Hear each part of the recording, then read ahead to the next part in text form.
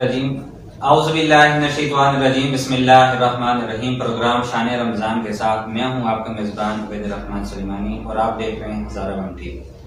تو ناظرین، آج ہمارے ساتھ جو عظیم شخصیت موجود ہیں، سب سے پہلے ان کا تعارف میں آپ کے ساتھ کرواتا چلوں کہ وہ یوں تو بہت سارے لوگوں کے استاد بھی ہیں اور کافی آپ کے شاگرد آپ کو مارکیٹ میں نظر بھی آئے ہوں گے، اور ان کا میں تعارف کرواتا چلوں کہ وہ اخبار نویس ہیں، اداریہ بھی لکھتے ہیں، کالم بھی لکھتے ہیں۔ یہ ان کے پیشے کا حصہ ہے، جو ہم پروگرام میں خوش آمدید کہتے ہیں۔ تو ناظرین، ان کے بارے میں آپ کے ساتھ تعارف کروایا، لیکن میں آپ کے ساتھ یہ بتاتا چلوں کہ نبی کریم صلی اللہ علیہ وآلہ وسلم کے پیارے صحابی حضرت حسان بن ثابت رضی اللہ تعالی عنہ، آپ جب سرکار صلی اللہ تعالی علیہ وسلم کے پاس آتے تو آپ ان کے لیے اپنا ممبر پیش کر دیتے، نبی کریم صلی اللہ علیہ وسلم کے آپ میری ثناخوانی کریں، نعت پیش کریں۔ اس سے بڑھ کر اور کیا فضیلت ہوگی؟ تو ہم جاننے کی کوشش کریں گے آج مدنی صاحب سے کہ انہوں نے نعت کی طرف رغبت کیسے حاصل کی ہے۔ ہمارے ناظرین کو ضرور ادا کریں۔ بسم اللہ الرحمن الرحیم۔ بہت شکریہ عبید سلیمانی، ہزارہ ون کی ٹیم کا میں شکریہ ادا کرتا ہوں جنہوں نے مجھے یہ موقع عنایت کیا ہے۔ رمضان المبارک کے اس موقع پر آج جو 7واں رمضان المبارک ہے، تو مدحت رسول صلی اللہ علیہ وسلم کے حوالے سے مجھے آپ نے یہاں پہ دعوت دی ہے۔ نعت یوں تو بچپن سے میں سنتا چلا آیا ہوں۔ جب بہت چھوٹے تھے تو ریڈیو ٹی وی پہ قاری وحید ظفر صاحب کی آواز میں ایک حمد سنتے تھے، اللہ اللہ۔ پھر نعت شریف بھی سننے کا اتفاق ہوتا تھا۔ مختلف نعت خوان حضرات کی نعتیں جو ہیں وہ ریڈیو پہ بھی آتی تھی، ٹی وی پہ بھی آتی تھی۔ خود اسکول کی تعلیم جب میں حاصل کر رہا تھا تو حفیظ جلیندری صاحب کا سلام خاصا مشہور ہوتا تھا ان دنوں میں۔ سلام ہے آمنہ کے لال اے محبوب سبحانی، سبحان اللہ۔ وہ ہم کلاس میں بھی پڑھتے تھے، اور مجھے کلاس کے سامنے پھر اسکول کے سامنے بھی نعت شریف پڑھنے کا اعزاز حاصل رہا ہے۔ وہ کہ مقابلوں میں مجھے جانے کا اتنا اتفاق نہیں ہوا، لیکن نعت خوانی سے آشنائی اسکول کے زمانے سے موجود ہے۔ اچھا مدنی صاحب، آپ کا تعلق ایسے خاندان سے تھا؟ آپ کے کوئی خاندان میں کوئی علماء کرام گزرے ہوں، نعت خوان گزرے ہوں؟ ایسے ہوتا ہے اکثر کہ والدین نعت خوان ہوتے ہیں، کچھ لوگوں کے دادا نعت خوان ہوتے ہیں، لوگوں کی شوق اس طرف بیدار ہوتی ہے۔ تو آپ کس طرح اس طرف اس فیلڈ میں ہیں؟ لیکن یہ تو نعت رسول جو ہے وہ تو ایک عنایت ہے، اس کے لیے ضروری نہیں ہے کہ آپ کا کوئی بیک گراؤنڈ ہو یا نہ ہو۔ یہ اللہ رب العزت کا ایک تحفہ ہے، اور حضور نبی کریم صلی اللہ علیہ وسلم کی محبت ہے جس پہ عنایت ہو جائے۔ وہ کہ میرے خاندان میں علماء کرام موجود تھے۔ میرے نانا فاضل دیوبند قاضی محمد نواز خان رحمۃ اللہ علیہ، بہت سے شاگرد بھی ان کے مدارس میں تعلیم دے رہے ہیں۔ میرے ایک اور ریلیٹیو عبدالغفور ملک صاحب بہت بڑے شاعر تھے، مقامی سطح پہ ان کا ایک مقام ہے، مرتبہ ہے، اور وہ شاعری کرتے تھے، حمدیہ شاعری بھی انہوں نے کی، نعت رسول بھی لکھی، غزلیں بھی لکھی، اور کلام پاک کا انہوں نے ہندکوں میں منظوم ترجمہ کیا۔ اور مجھے یہ سعادت حاصل ہے کہ میری پہلی اصلاح انہوں نے کی تھی، وہ بھی رمضان کے حوالے سے ایک نظم تھی، وہ انہوں نے اصلاح کر کے مجھے دی تھی۔ اس کے بعد میرا شاعری کی طرف تھوڑا رجحان پیدا ہوا تھا۔ اچھا مدنی صاحب، نعت خوانی کی آپ کو رہنمائی کہاں سے ملتی ہے؟ لیکن میں کوئی نعت خوان تو نہیں ہوں، آپ کو لکھنے کا موقع ملتا ہے اکثر آپ کی دیکھیں؟ شاعری کی طرف جو رغبت ہوئی ہے، نعت لکھنا میں اب آپ کو بتاؤں بہت مشکل عمل ہے. ہم ایک عنایت ہوتی ہے، آپ کو پتہ ہے کہ اللہ رب العزت کائنات کا مالک ہے، اور اس کی شان میں آپ نے جو کچھ کہنا ہے اس کا کوئی شریک ہی نہیں ہے. اور باقی جو ہم شاعری کرتے ہیں، غزل ہے، نظم ہے، کچھ ترانے وغیرہ بھی لکھنے کا اتفاق ہوا ہے، مرثیہ، منقبت، مختلف اصناف سخن ہیں. تو نعت جو ہے، نعت ایک خصوصی صنف سخن ہے. یہ میرا ہی نہیں ہے بلکہ ہر اس شاعر پہ عنایت ربانی ہے جسے اللہ رب العزت نے حضور نبی کریم صلی اللہ علیہ وسلم کی محبت سے نوازا ہے. وہ یہ ایک عنایت ہے. اب آپ کا سوال تھا کہ اس کی رہنمائی کہاں سے ملتی ہے. تو میں کوئی نافرمان تو نہیں ہوں، شاعری البتہ تھوڑی بہت جو میں ٹوٹی پھوٹی کر لیتا تھا. میرے استاد محترم جناب پورنم الہ آبادی صاحب الہ آباد سے، انڈیا سے وہ کراچی تشریف لائے تھے. پھر لاہور میں آپ کا مدفن بھی ہے، وہیں لاہور میں میری ان سے ملاقات ہوئی اور شاعری میں نے ان سے رہنمائی لی. پورنم صاحب کی ایک نعت چلی جسے بطور قوالی بہت زیادہ شہرت حاصل ہوئی، برد و جولی میری آما، 1970 میں، اور اس کے بعد سے آج تک برابر مقبولیت کے ساتھ اسے سنا بھی جاتا ہے. اور میں آپ کو بتاؤں کہ پورنم صاحب جب ایک قوالی سن رہے ہوتے تھے تو ایک ان کے اوپر بھجن طاری ہوتا تھا، کیفیت وہ کسی اور طرف ان کا دھیان نہیں ہوتا تھا. لیکن میرے ساتھ المیہ یہ تھا کہ پورنم صاحب کی زندگی میں مجھے کوئی نعت شریف کا ایک شعر موضوع نہیں ہو سکا.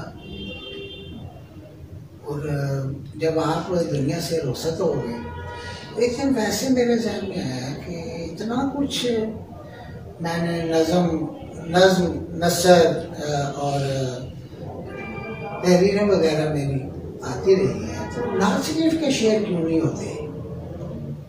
حالانکہ کافی عرصہ پہلے میں نے دیکھا تھا ایک کالم شائع ہوتا تھا نوائے وقت اخبار میں، نور بصیرت کے نام سے، میاں عبدالرشید. مجھے ایک بزرگ نے بتایا کہ میاں عبدالرشید کی تحریر پڑھا کرو. میاں عبدالرشید کا واقعہ میں نے پڑھا ہوا تھا.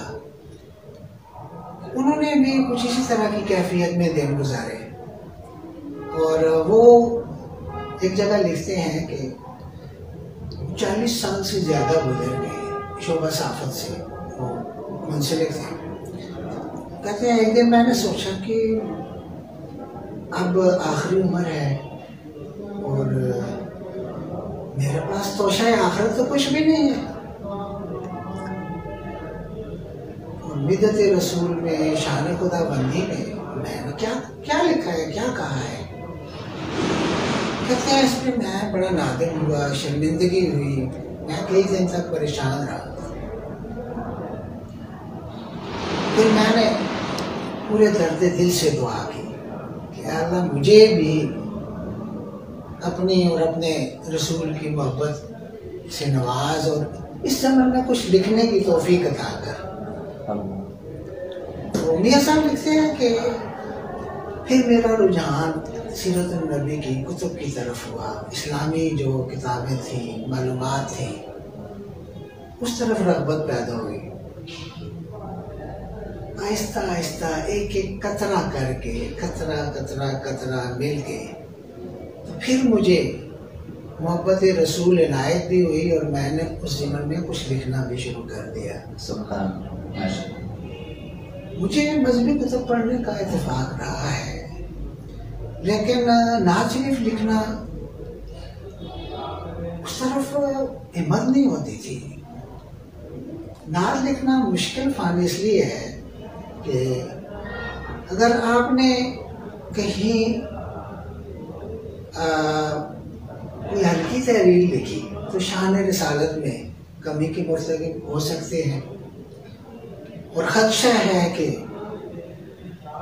آپ کسی گناہ کے مرتکب ہو جائیں یا شان رسالت میں کمی کے مرتکب ہو جائیں، خدا نخواستہ۔ اور اگر آپ نے اس میں کوئی بات زیادہ بڑھا چڑھا کے پیش کی اور خدا نخواستہ آپ نے شان خداوندی میں مداخلت کر لی، تو وہاں بھی آپ کو حدود کار کا تعین رکھنا اور پابندی کرنی پڑتی ہے۔ تو یہ کچھ اس طرح کی سچویشن ہے کہ ایک بزرگ جو ہے وہ فرماتے ہیں کہ نعت رسول مقبول لکھنا دو دھاری تلوار پر چلنے کے مترادف ہے۔ باقی تو آپ تلوار کو دیکھتے ہیں ایک دھار ہوتی ہے، نعت رسول لکھنا یہ دو دھاری تلوار جیسا معاملہ ہے۔ 2012 کے بعد مجھے کچھ نہ کچھ نعت رسول کے حوالے سے اشعار عنایت ہونا شروع ہوئے، اور کچھ نعتیں ابھی موضوع ہوئی ہیں۔ میں کوشش کرتا ہوں کہ انہیں بھی وقتاً فوقتاً جہاں موقع ملتا ہے اس مناسبت سے پیش کرنے کی کوشش کرتا ہوں۔ صاحب نعت کی خصوصیات کیا ہیں؟ نعت میں نے ذکر کیا کہ ایک تو یہ ہے کہ مدحت رسول ہے، ٹھیک ہے، حضور نبی کریم صلی اللہ علیہ وسلم کی ذات مبارک سے اپنی محبت کا اظہار اشعار کی صورت میں کیا جاتا ہے۔ سبحان، جس طرح حمد میں اللہ تعالیٰ کی شان مبارک، اس کی رحمانیت کا ذکر ہوتا ہے، اللہ رب العزت کی جو عنایات ہیں، خصوصیات ہیں، تخلیقات ہیں اور بہت سی خوبیاں ہیں، ان کا ذکر ہوتا ہے۔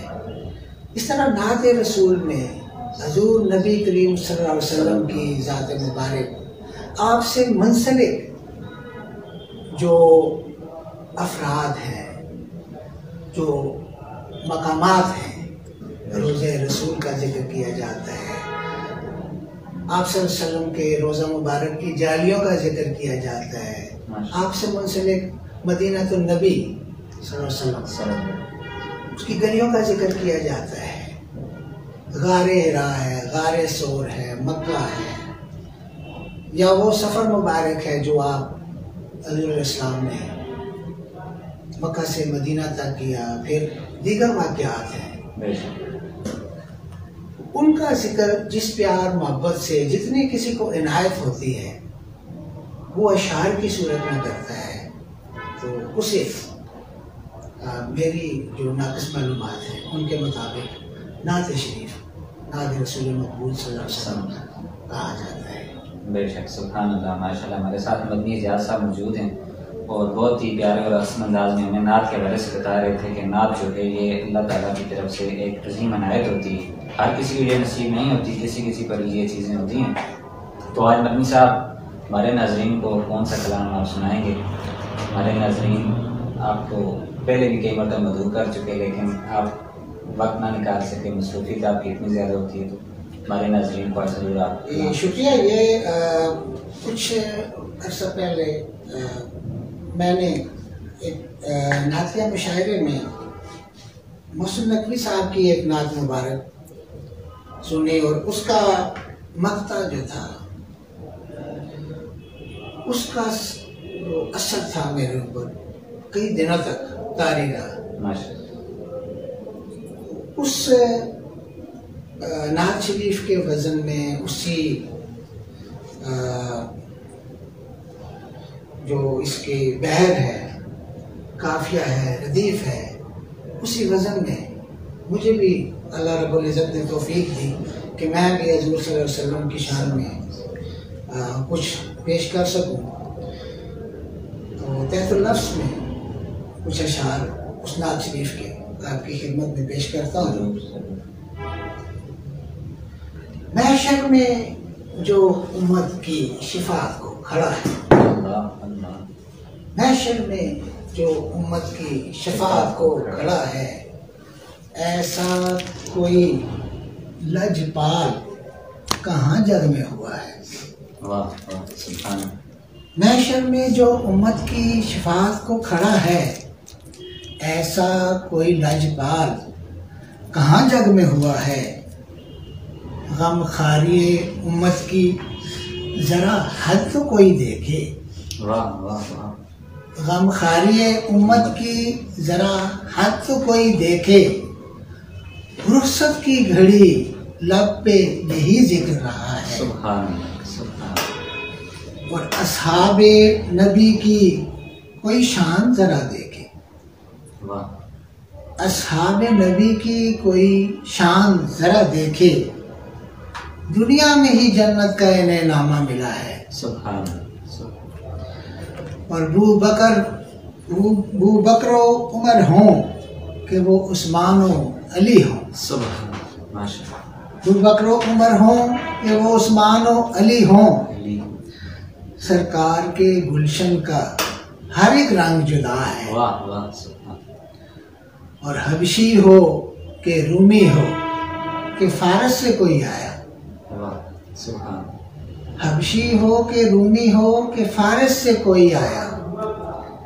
اس بزم نے ہر ایک کو نوازا ہے، دیا ہے،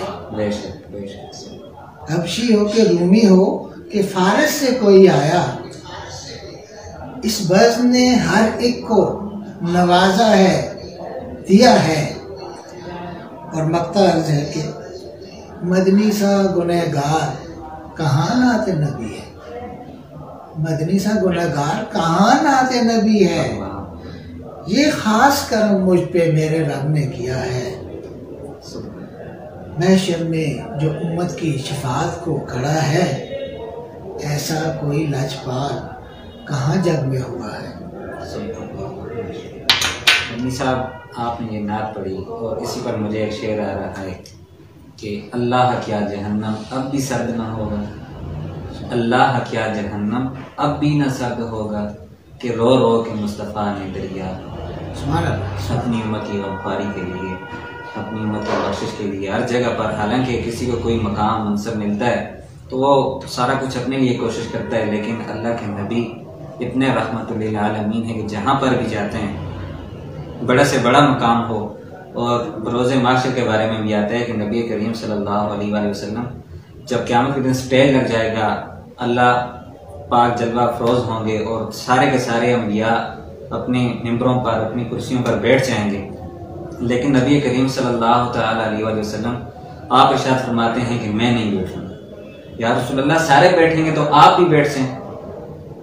کہا میں نہیں بیٹھوں گا، وجہ کیا ہے یا رسول اللہ؟ تو کہا میں اس وجہ سے نہیں بیٹھوں گا کہ میں وہاں پر بیٹھوں کہیں میرا امتی کوئی جہنم میں نہ چلا جائے۔ نبی کریم صلی اللہ علیہ وسلم کی بہت ہی پیاری شان ہے۔ تو آج میں بھی، آج ویسے تو ہمارے ساتھ رضا قادری صاحب بھی ہوتے ہیں، آج وہ نہیں ہیں، تو ان کی جگہ پر میں بھی اپنی حاضری پیش کروں گا۔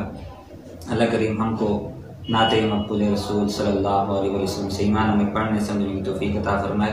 اور اسی پر مدنی صاحب ایک اور چیز میرے ذہن میں آ گئی ہے کہ نعت رسول مقبول صلی اللہ علیہ وسلم جو پڑھتے ہیں ان کا مقام کیا ہے، شان کیا ہے۔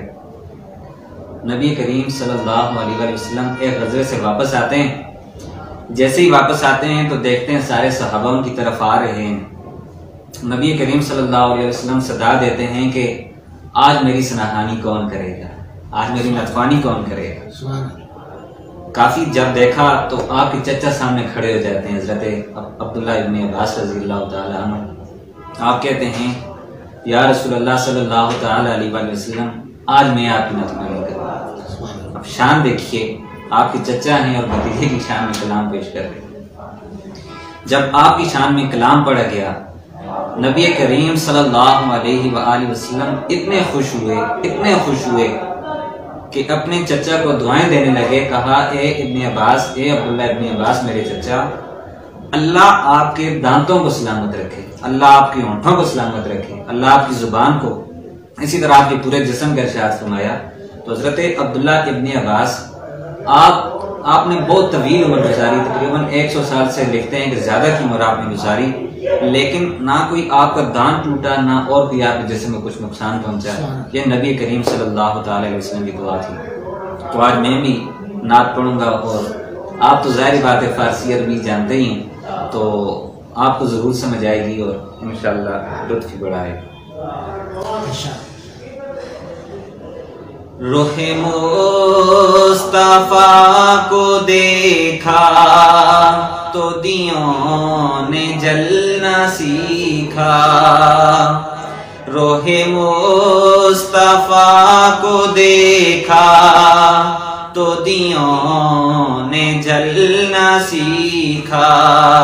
یہ کرم ہے مصطفیٰ کا، شب و غم میں ڈلنا سیکھا. بڑا خوش نصیب ہوں میں، میری خوش نصیبی دیکھو. بڑا خوش نصیب ہوں میں، میری خوش نصیبی دیکھو. شاہ انبیاء کے ٹکڑوں پہ میں نے پلنا سیکھا. یہ کرم ہے مصطفیٰ کا، شب و غم میں ڈلنا سیکھا. اور یہ زمین رکی ہوئی تھی، یہ فلک تھما ہوا تھا. یہ زمین رکی ہوئی تھی، یہ فلک تھما ہوا تھا. چلے جب میرے محمد تو جہاں نے چلنا سیکھا. یہ کرم ہے مصطفیٰ کا، شب و غم میں ڈلنا سیکھا. مدنی صاحب بہت ہی پیارا شعر ہے کہ نبی کریم صلی اللہ علیہ وسلم کو جو واقعہ معراج ہوتا ہے، حضرت موسیٰ آپ کو جو کلام کا ملتا ہے، تو اس بارے میں شعر کہتا ہے کہ میں تلاش میں تھا رب کی، کہاں ڈھونڈتا میں رب کو. میں تلاش میں تھا رب کی، کہاں ڈھونڈتا میں رب کو. ملے جب میرے محمد تو جہاں نے ملنا سیکھا. یہ کرم ہے مصطفیٰ کا، شب و غم میں ڈلنا سیکھا. سبحان اللہ، سبحان اللہ، ماشاءاللہ. یہ شعر جو پہلا شعر اس کا تھا کہ روح مصطفیٰ کو دیکھا تو دیوں نے جلنا سیکھا، کہ نبی کریم صلی اللہ تعالی وسلم جو چہرے کا حسن ہے اس سے ہی پوری کائنات کو روشنی ملی. تو مدنی صاحب، رمضان المبارک کا مہینہ ہے، اس مہینے کو آپ کیا سمجھتے ہیں کہ کیسا گزر رہا ہے اور ہمیں کیسا گزارنا چاہیے؟ الحمدللہ رمضان المبارک تو رحمتوں کا مہینہ ہے. جتنی رحمتیں ہم 11 ماہ کے دوران نہیں دیکھتے، اس سے کہیں زیادہ رمضان المبارک میں اللہ رب العزت کی جو مادی نعمتیں ہیں اور روحانی نعمتیں ہیں، اس سے ہم مسلمان مستفید ہوتے ہیں، مستفیض بھی ہوتے ہیں. تو ایک نیکیوں کی بہار ہے، رحمتوں کی بہار ہے. سبحان. تو رمضان المبارک تو اللہ سے براہ راست کلام کا مہینہ ہے. سبحان اللہ، سبحان. دیگر ماہ جو ہے وہ بندہ دنیاوی امور میں مصروف رہتا ہے، لیکن رمضان المبارک میں ایک خصوصیت یہ ہوتی ہے کہ شیاطین کے قید ہوتے ہیں. تو انسان کا جو براہ راست رابطہ تعلق ہے وہ اللہ رب العزت کے ساتھ ہوتا ہے، اور جو اولیاء اللہ ہیں، جو اللہ کے بندے ہیں، وہ راز و نیاز کی باتیں بھی کرتے ہیں. اللہ ہمیں بھی توفیق عطا فرمائے ہم اس کے جو فوائد ہیں، ثمرات ہیں، وہ بھی سمیٹ سکیں. آمین. مدنی صاحب جون تو سارے مہینے ہی اللہ کے ہیں، لیکن بالخصوص رمضان کا اللہ کہتا ہے کہ رمضان میرا مہینہ ہے، تم اس میں روزہ رکھو، اس کی جزا بھی میں ہی ہوں. سبحان اللہ. یوں تو ہر چیز کی جزا ہے، لیکن روزہ ایک ایسی عبادت ہے، نعمت ہے کہ اللہ کہتے ہیں کہ اس کی جزا میں خود مجھے دیدار اللہ ہے. تو مدنی صاحب ہمارے ناظرین کو ایک اور کلام پیش کر دیں گے. یہ پچھلے کچھ ٹائم سے ہند کو اپنی جو مادری زبان ہے، اور ہمارا چینل بھی ہند کو پہ ہزارہ ون چینل ہے، ہند کو بہت ہماری یہاں پہ مادری زبان ہند کو ہے. ہزارہ ڈویژن میں زیادہ تر جو بولی جاتی ہے، ویسے پورے پاکستان میں سمجھی جاتی ہے، پنجابی کے قریب. تو اس میں کچھ اشعار جناب سرکار دو عالم حضرت محمد صلی اللہ علیہ وسلم کی شان مبارک میں عرض خدمت ہیں. سوچاں تے تن من کھلدا ہے، سوچاں تے تن من کھلدا ہے، ایک مستی کیف دی چھاڑی ہے. سوچاں تے تن من کھلدا ہے، ایک مستی کیف دی چھاڑی ہے، جدوں نام محمد میں گننا، جدوں نام محمد میں گننا، ساواں تو خوشبو آتی ہے. سوچاں تے تن من کھلدا ہے، ایک مستی کیف دی چھاندی ہے، جدوں نام محمد میں گننا، ساواں تو خوشبو آندی ہے. جڑا جنت ڈھونڈدا ہے دنیا تے، جڑا جنت ڈھونڈدا ہے دنیا تے، سرکار دا روزہ دیکھ کے، جڑا جنت ڈھونڈدا ہے دنیا تے، سرکار دا روزہ دیکھ کے نے، بن بن کے جنت روز جتھے، بن بن کے جنت روز جتھے، کئی سو سو پھیرے پاندی ہے. مخلوق خدا بھول گئی، مخلوق خدا بھول گئی. اور حضور نبی کریم صلی اللہ علیہ وسلم منسلک کے مخلوق خدا بھول گئی، تساں دسیا تے دشمن بن گئی.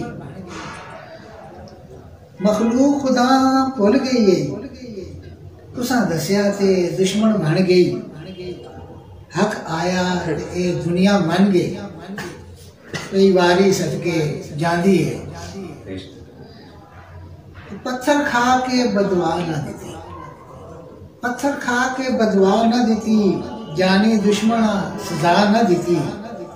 کل عالم تے رحمت ہو تسی، کل عالم تے رحمت ہو تسی، اے کتاب خدا فرماندی ہے. اور نبیاں دے امام پیام میرا، نبیاں دے امام پیام میرا، لکھ وار درود سلام میرا.